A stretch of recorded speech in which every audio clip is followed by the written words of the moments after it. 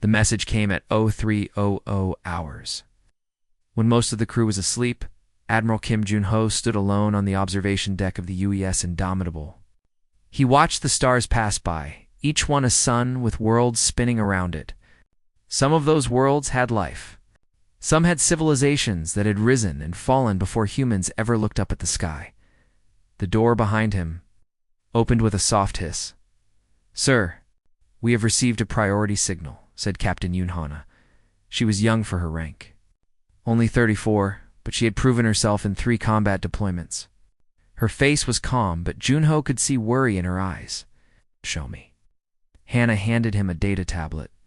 The message was in Valorian, but the translation software had already done its work.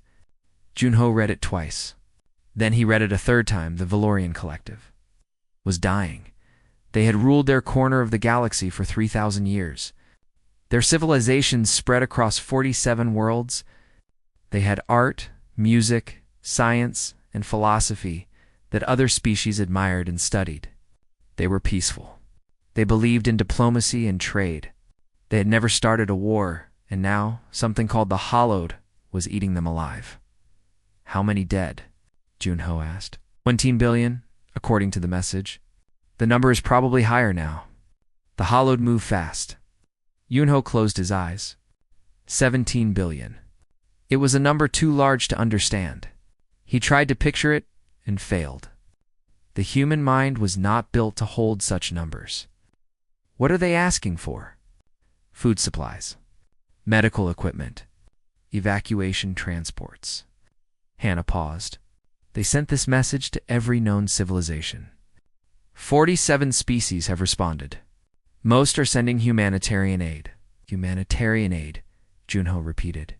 The words tasted bitter. They are facing extinction, and the galaxy is sending them bandages. He walked to the main display and pulled up the tactical data. The Hollowed were a synthetic plague. They were not quite machines, and not quite alive. They consumed organic matter and turned it into more of themselves. A single Hollowed unit could infect a city in days. A swarm could devour a planet in weeks. No one had ever stopped them. 12 civilizations had tried. 12 civilizations were now empty names in history books. "Sir," Hannah said carefully, "our orders are to continue patrol along the outer rim. The Valorian situation is outside our jurisdiction." "I know what our orders are. The Galactic Assembly has not authorized military intervention. The other species are calling this a humanitarian crisis, not a war. That is because they are afraid." Jun-ho turned to face her. "They see the Hollowed coming, and they hope that if they stay quiet, if they only send food and medicine, the monster will not notice them." "They are wrong." Hannah said nothing. She knew he was right. Junho pulled up more data. The Hollowed had 3 core nodes. These were massive structures that controlled the entire swarm. Every Hollowed unit was connected to these nodes. If the nodes were destroyed, the swarm would collapse. But no fleet had ever reached a core node. The swarm always defended them with everything it had. "How many ships do we have in range?" Jun-ho asked. The Indomitable and her escort group. 6 ships total? Not enough. He began typing commands into the console. "But we can get more." "You cannot mobilize the fleet without authorization from command." "Then I will get authorization." He opened a channel to Earth. The signal would take 4 hours to reach home and another 4 hours for a response. He did not have that kind of time, so he sent a different message. Not to his commanders. Not to the politicians. He sent it to the people. He told them about the Valorians. He told them about 17 billion dead. He told them about the Hollowed and what would happen if no one acted. He told them that the galaxy was sending food to people who needed soldiers. And then he asked a simple question. "What kind of species are we?" The response came faster than he expected. Within 6 hours, messages flooded in from every human colony. People were angry. They were outraged. They demanded action. Politicians who had counseled patience suddenly changed their minds. Military commanders who had said intervention was impossible suddenly found ways to make it possible. Within 24 hours, Admiral Park Min-ho contacted Junho directly. "You have started something, old friend," Min-ho said. His face on the screen looked tired but determined. "The home fleet is mobilizing. 18 dreadnoughts, 42 cruisers, 200 support vessels. We are coming. How long? 72 hours to reach your position. Another 48 to reach Valorian space." Junho nodded.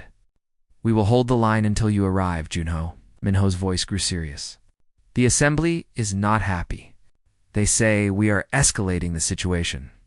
They say we should let the Valorians handle their own problems. The Valorians cannot handle this.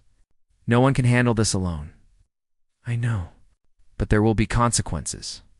Political consequences. Let them come." Junho smiled grimly.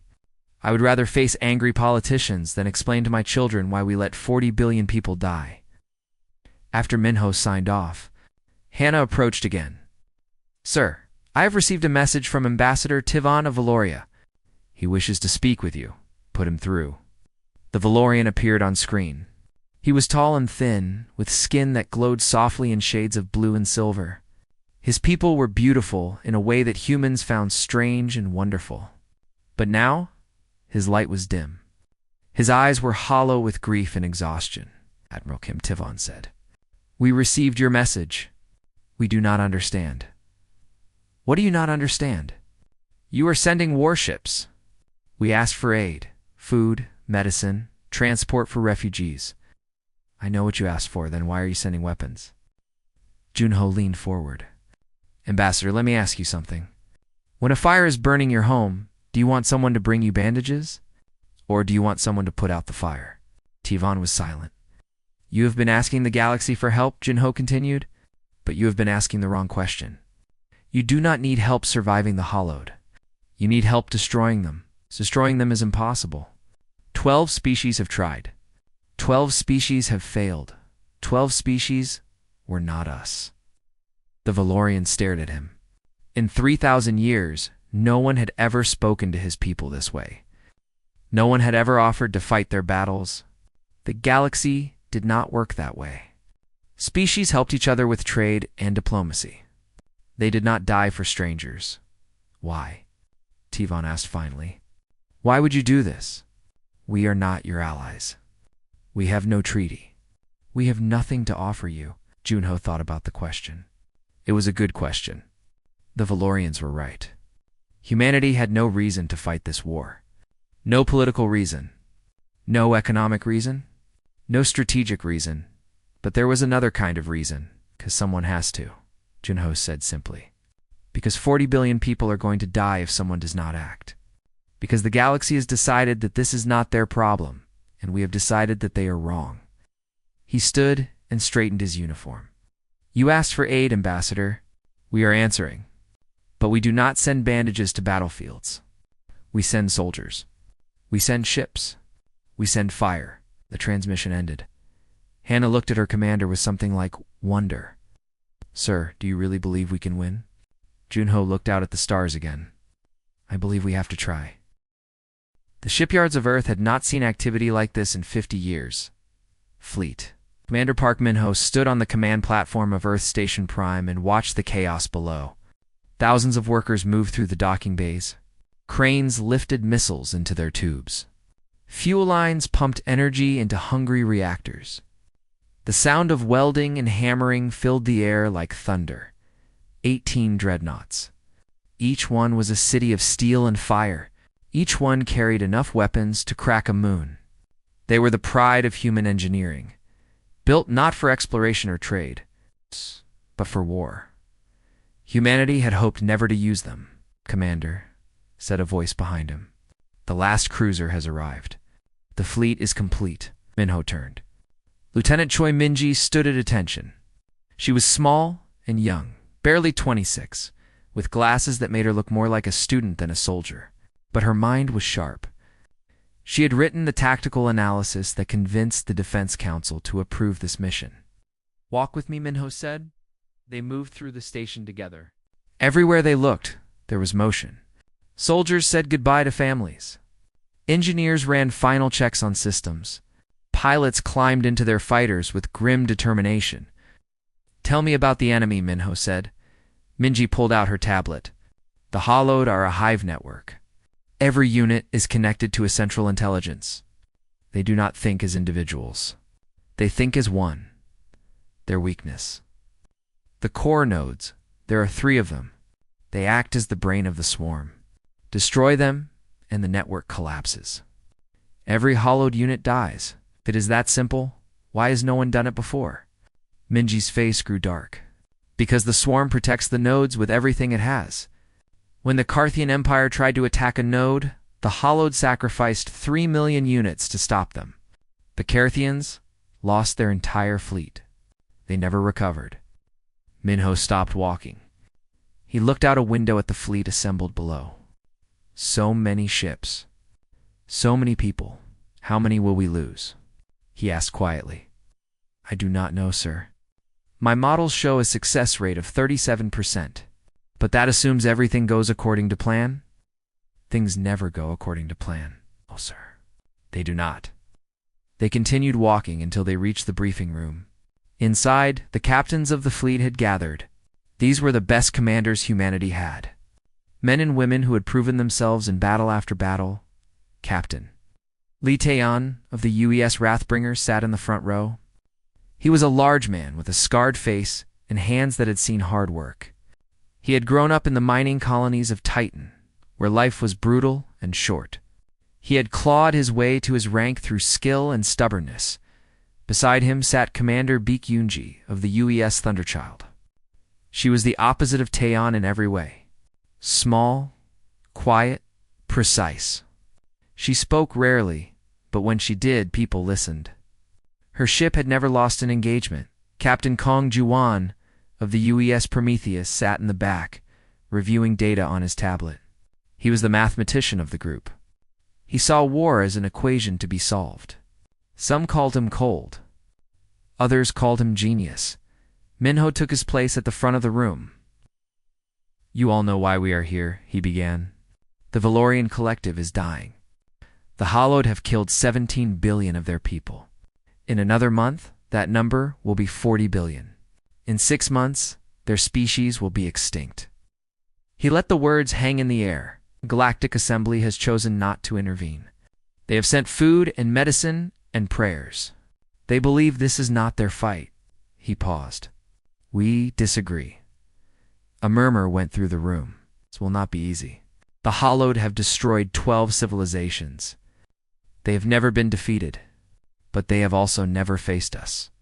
Taeyan leaned forward. "What is the plan, sir?" Minho gestured to Mingi. She stood and activated the holographic display. "Oh." "The Hollowed have 3 core nodes," she explained. "Each node controls roughly 1/3 of the swarm. Our mission is simple. Destroy all 3 nodes." The hologram showed the locations. One node hung above Valoria Prime, the homeworld. Another was hidden in a nebula called the Hadrian Cloud. The third was mobile, constantly moving through Valorian space. "We will divide the fleet into 3 groups," Minji continued. "Each group will target one node. Simultaneous attacks. We hit them so hard and so fast that they cannot respond." Commander Baek Yoonji spoke for the first time. "And if they do respond, then we adapt." The Hollowed are good at learning. They study their enemies and change their tactics. But they think as one. They cannot handle chaos, so we give them chaos, Taeyan said with a grin. "Exactly. Each captain will have full tactical control of their ship. No central command. No coordination. We fight like individuals, not like a hive. That is our advantage." Captain Kong Ji-won looked up from his tablet. "The mathematics favor us if we can reach the nodes. The problem is getting there. The swarm will throw everything at us." "Then we fight through everything," Minho said. "We did not come here to lose." The briefing continued for 3 more hours. They discussed formations, weapons, escape routes, and backup plans. They talked about supply lines and fuel consumption and medical support. They talked about everything except the thing that weighed on all their minds: How many of them would not come home? After the briefing ended, Minho found himself alone with Minji again. "You did not include casualty projections in your presentation?" he said. "No, sir. Why not?" Minji removed her glasses and cleaned them slowly. "Because the numbers are bad. Very bad. If everything goes perfectly, we lose 30% of the fleet. If things go wrong, we lose everything." Minho nodded. He had expected as much. "But there is something else," Minji added. "Something the numbers do not show." "What is that?" "The Hallowed have never fought a species that chooses to die for strangers. They do not understand sacrifice. They do not understand why someone would give their life for people they have never met." She put her glasses back on. "That confusion might be worth more than 100 ships." Minho smiled grimly. "You are saying that our greatest weapon is our irrationality. I am saying that love is irrational. Courage is irrational. The decision to save 40 billion people at the cost of your own life is irrational." She looked at him directly. "The Hallowed cannot compute irrationality. It breaks their models." 3 hours later, the fleet launched 18 Dreadnoughts, 42 cruisers, 200 support vessels, thousands of fighters and bombers, all of them burning toward Valorian space at maximum speed. On the observation deck of the UES Indomitable, Admiral Kim Jun-ho watched the fleet arrive through his viewport. He had held the line for 5 days with only 6 ships. Now he had an army. Captain Yoon, Hannah, stood beside him. "They actually came," she said softly. "Did you doubt they would?" "No," she smiled. "I just wanted to see it with my own eyes." Gun-ho opened a channel to the fleet. "All ships, this is Admiral Kim. We are entering hostile space in 6 hours. Many of us will not return, but those who survive will tell their children and grandchildren about this day. They will tell them that when the galaxy turned its back, humanity stood up. When others sent prayers, we sent fire." He took a breath. "Today we do not fight for politics or territory or resources. We fight because 40 billion people need us. We fight because someone has to. We fight because that is who we are." The fleet responded with a roar that echoed across 1,000 ships. They were ready. The first thing they saw was the graveyard. Admiral Kim Jun-ho stared at the viewport in silence. Where the Valorian defense perimeter had once stood, there was only debris. Shattered stations tumbled through the void. The remains of ships drifted in clouds of metal and frozen atmosphere. Here and there, bodies floated among the wreckage. "Sensors are picking up organic residue," Captain Yoon Hana reported. Her voice was steady, but Jun-ho could see her hands shaking. "Millions of life signs, all terminated." "How long ago?" "Less than 48 hours." 48 hours? 2 days ago, this had been a thriving military outpost. 20,000 Valorian soldiers had served here. Now, they were dust. "Sir," the communications officer called out, "I am detecting movement ahead." The main screen flickered, and then Jun-ho saw them. The Hallowed, they did not look like machines. They did not look like living things. They looked like something in between. Their bodies were made of dark metal and pale flesh woven together in ways that hurt to look at. They moved in swarms, thousands of units flying in perfect formation. No wasted motion. No individual thought. Just purpose. "Contact in 3 minutes," Hannah said. JUNHO opened a channel to the fleet. "All ships weapons free. Fire at will." The UES Thunderchild was first to engage. Commander Bikunji had positioned her ship at the front of the formation. Her railguns opened up with a sound like thunder, sending tungsten rounds through the void at incredible speed. The first wave of hollowed units exploded. Hundreds of them came apart in flashes of fire and metal. It looked easy. It looked like victory. Then the second wave came. And the third, and the fourth. "They just keep coming," someone said on the command channel. "Hold the line," Yoon-ho ordered. "Do not break formation." But the Hallowed were learning. JUNHO watched it happen in real time. The swarm analyzed every attack. It studied how the human weapons worked, how fast the projectiles moved, how the ships positioned themselves. And then it adapted. The fifth wave did not fly in straight lines. They moved in random patterns, making them harder to hit. The sixth wave used the debris from destroyed units as shields. The seventh wave split into smaller groups that attacked from multiple directions at once. They are adapting faster than our targeting computers can adjust, the tactical officer reported. Then tell our gunners to stop using computers. Gunho turned to Hannah. Signal all ships. Switch to manual targeting. I want human eyes behind every weapon. The order went out, and something strange happened. Humans were not as fast as machines. They were not as precise, but they were unpredictable. They made decisions based on instinct and experience and gut feeling. They did things that made no logical sense. The Hollowed could not adapt to chaos. Lieutenant Han Soyen led a squadron of fighters into the heart of the swarm.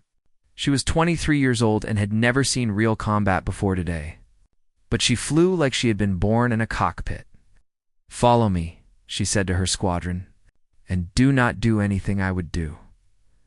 "What does that mean?" her wingman asked. "It means be creative." She pushed her fighter into a dive straight toward a hollowed carrier. The massive vessel was organic and mechanical, a floating nightmare that spewed smaller units from its belly. Normal tactics would say to attack from a distance. Soyen flew directly into its mouth. Her squadron followed. They punched through the outer shell of the carrier and found themselves inside a maze of flesh and metal. Soyen did not slow down. She dropped charges behind her as she flew, leaving a trail of explosives through the creature's guts. "Everybody out," she called. Now, the fighters burst through the other side of the carrier, just as the charges detonated. The explosion tore the vessel apart from the inside. "Scratch one carrier," Soyen reported. 15 more on approach." The battle continued for hours. On the bridge of the UES Indomitable, Jin Ho watched the tactical display with growing concern. They were winning, but the cost was high. The destroyer US Defiant took a direct hit from a hollowed beam weapon. The ship broke in half. 300 crew, gone in an instant. The cruiser US Relentless was swarmed by thousands of small units that burrowed into its hull. The captain ordered self-destruct rather than let his ship be converted. For more destroyers fell. A cruiser. Thousands of fighters, and still the Hollowed kept coming, Sir Hannah said quietly. "We have been fighting for 8 hours. Our ammunition is at 40%. Our fuel is at 60%. If we do not disengage soon, we will not have enough resources to complete the mission." Junho knew she was right, but disengaging meant leaving the job unfinished. It meant giving the Hollowed time to rebuild. Where is the first core node? Sensors have located it. It is behind the main swarm, approximately 2 million kilometers from our position. Can we reach it? Not through the swarm. We would lose half the fleet. Gunho stared at the display. Millions of hollowed units stood between him and the node. Each one was ready to die to protect it. Each one was controlled by a single intelligence that felt no fear, no doubt, no hesitation. But that single intelligence had a weakness. "Hannah," he said slowly, "what happens if the swarm does not know where to look?" She frowned. "I do not understand." The Hollowed think as one. They respond to threats as one. Right now they see our fleet as the threat. He pointed at the display. What if we gave them something else to worry about? He opened a channel to Commander Oh Sunwoo of the UES Horizon. "Commander, I need you to take your ship and 3 destroyers. Circle around the swarm. Attack from behind." "Sir, that is a suicide mission. We will be surrounded." "I know. But while they are surrounding you, they will not be watching us."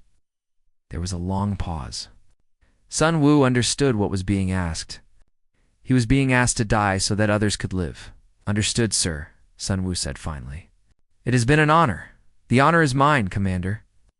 The UES Horizon and its escorts broke formation. They swung wide around the swarm, engines burning at maximum. The Hollowed noticed. A third of the swarm turned to pursue. Now Junho said, "All ships, full speed ahead." We punch through while they are distracted. The human fleet surged forward. They hit the weakened swarm like a hammer hitting glass. Ships died on both sides. Explosions lit up the void. But the humans kept pushing, kept fighting, kept refusing to stop. 11 hours after the battle began, the first core node came into view. It was enormous. The size of a small moon, it hung in space like a tumor, pulsing with dark energy. Around it, the remaining hollowed units gathered for a final defense. On the bridge of the UES horizon, Commander Osunwu watched his ship burn. They had bought the fleet 3 hours. 3 hours that would make all the difference. "Sir," his first officer said, "reactor containment is failing. We have minutes." Sunwu smiled. "Then let us make them count." He aimed his dying ship at the nearest hollowed carrier and pushed the engines to overload. The explosion was beautiful. The first core node hung above Valoria Prime like a god waiting to be fed. Admiral Kim Jun-ho stood on the bridge of the UES Indomitable and stared at the thing. It was massive beyond belief. Its surface was covered with structures that looked like cities and tumors and machinery all twisted together. Lightning crackled across its skin. Thousands of smaller vessels flew around it like insects around a hive. And below it, Valoria Prime burned. The planet had been beautiful once. Junho had seen pictures. Blue oceans. Green forests.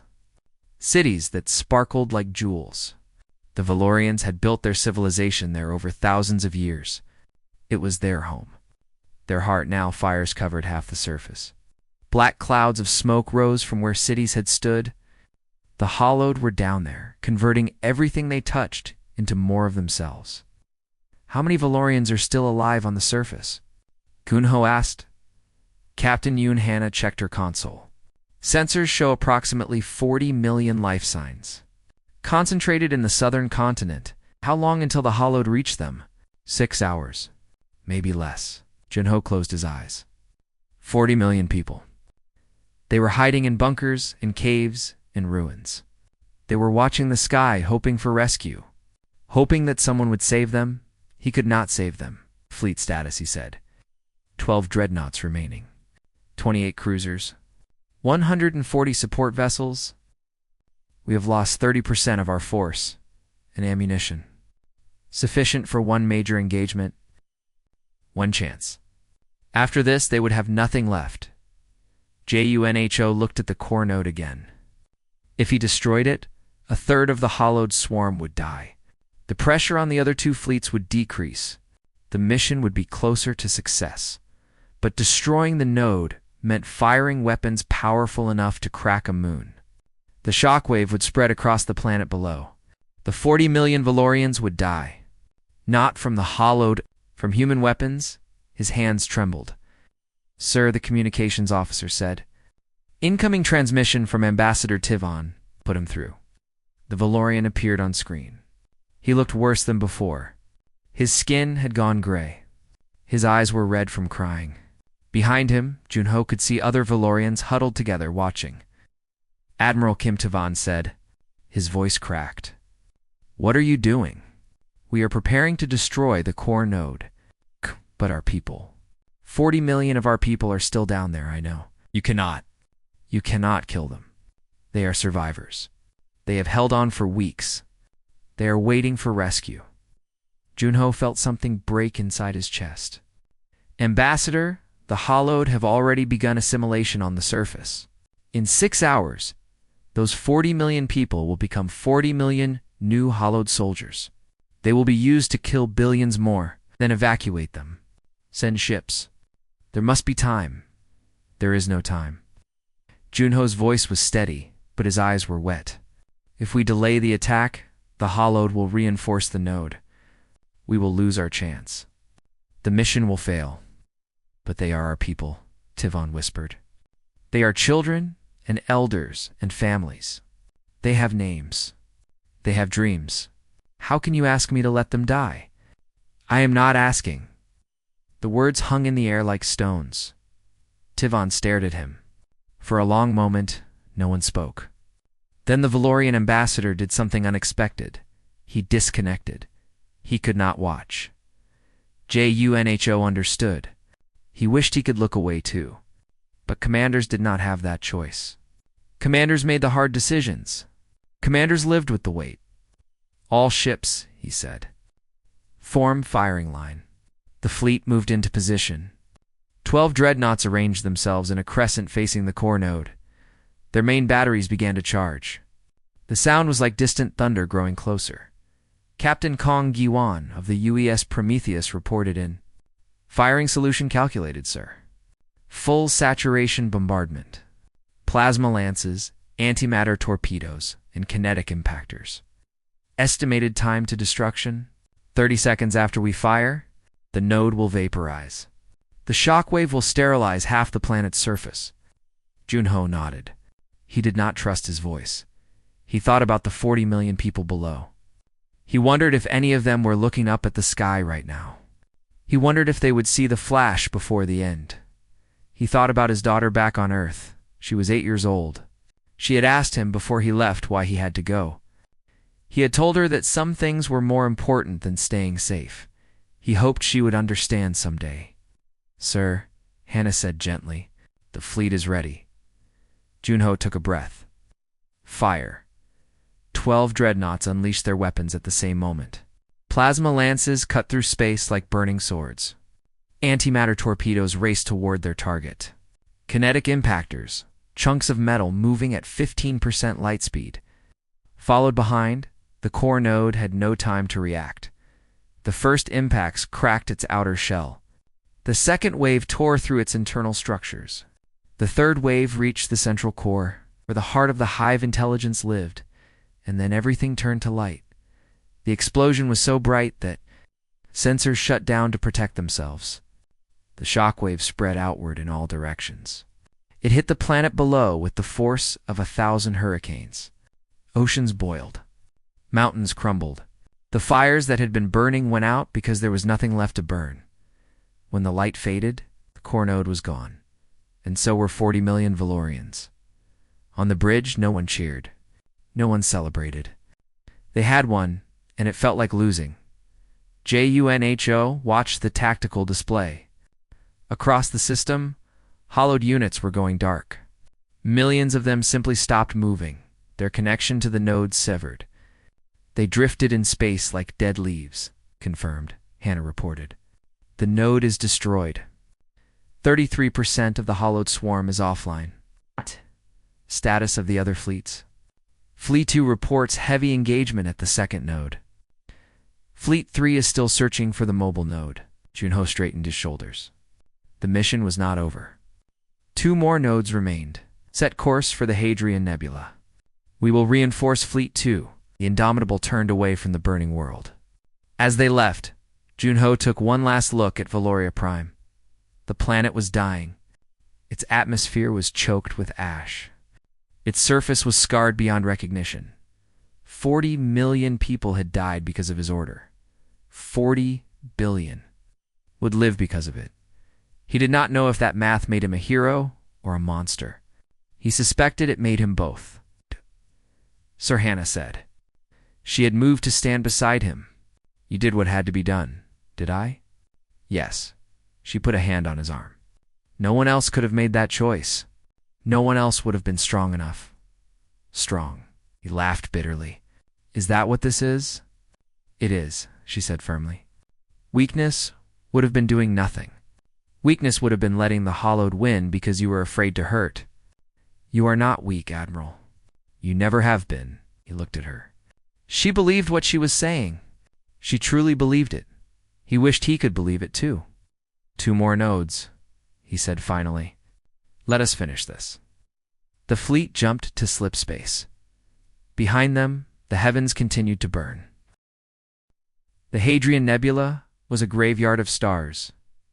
Admiral Kim Jun-ho stood on the bridge of the UES Last Light and stared into the swirling clouds of gas and dust. Somewhere inside that chaos, the last 2 core nodes waited. The final battle was coming. The Last Light was not his ship. The Indomitable had died 6 hours ago, torn apart by hollowed weapons, while covering the retreat of damaged cruisers. 300 crew had made it to the escape pods. 700 had not. Captain Yoon. Hannah had been one of the 700. She had stayed on the bridge to keep the ship steady while others escaped. She had sent him one last message before the reactor exploded. Just 3 words.